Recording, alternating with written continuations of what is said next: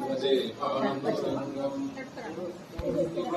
కంజనేత్రం పరబ్రహ్మలింగం భజే పాండురంగం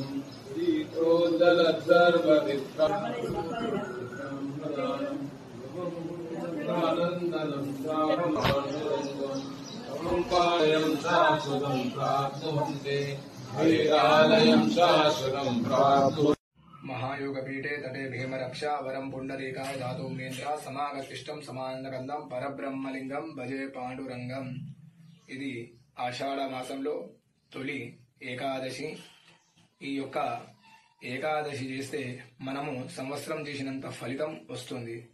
అయితే ఈ రోజున ఈ శయన ఏకాదశి అంటారు. శాస్త్ర ప్రకారము శయన ఏకాదశి అంటే ఈ రోజు నుంచి విష్ణుమూర్తి పాండురంగారు నిద్రిస్తారు. మనకు మళ్ళీ చాతుర్మాస్య 4 నెలలు ఉంటుంది.